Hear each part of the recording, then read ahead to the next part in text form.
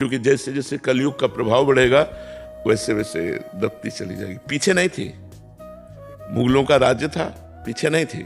ये बीच का जो अभी समय आया है ये बहुत अच्छा समय आया है। इस समय अपने को भगवान की आराधना करने की बड़ी अनुकूलता है। आगे चलकर समय आएगा जो अनुकूल नहीं रहेगा। अभी अपना कल्याण कर लीजिए, नहीं धीरे धीरे धीरे धीरे मन को हर जगह से बचाकर संभाल कर सावई मनः कृष्ण पदारविंदयो, भगवान के चरणारविंद में अभाव, भगवान मेरा मेरे हृदय में विराजमान है। अभाव किसका? अभाव जो अनुभव हो रहा है वो भोगों का। चूंकि भोगानंद छोड़ रहे हैं और भगवदानंद मिल नहीं रहा, इसलिए वो बीच की स्थिति बड़ी डामाडोल होती है। इसमें बहुत संभाल के चलना चाहिए साधक को, नहीं तो वो गिर जाएगा। कंचन कामिनी कीर्ति किसी न किसी में गिर जाएगा। नए पद्धति से भजन करने का, नई तपस्या करने का मन, प्रभु के लिए प्राणों को बलिदान करने का मन, ये उत्साह देता है।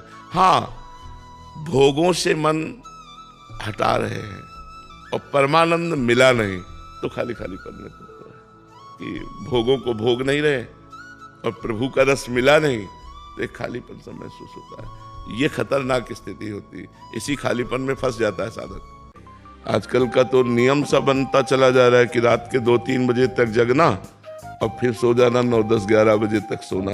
ये आसुरी प्रवृत्ति है, ये ठीक नहीं है।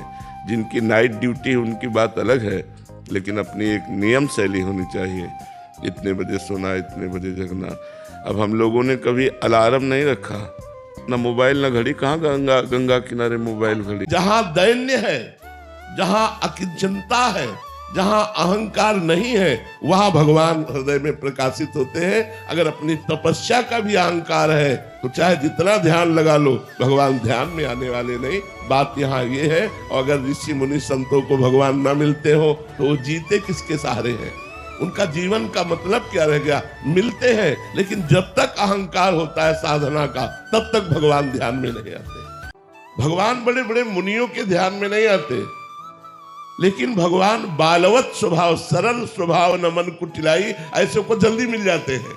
जिनको अहम है कि मैं तपस्वी हूं, मैं जितेंद्री हूं, मैं योगी हूं, मैं मुनि हूं, भगवान उनके ध्यान में नहीं आते। लेकिन जिसको ये भाव है मैं अधम हूं, मैं नीच हूं, मैं किसी योग्य नहीं हूं, और वो भगवान को पुकारे तो भगवान बहुत जल्दी इसको ग्रहण कर लेते हैं। ये जरूर ध्यान रखे कि हमारा जीवन केवल प्रभु के लिए है, कहीं हमारे जीवन में चूक ना होने पावे।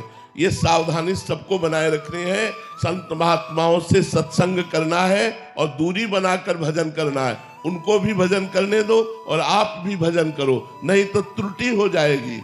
उनकी साधना विक्षेप में पहुंच जाएगी और आपका भी जीवन विक्षेप में पहुंच जाएगा।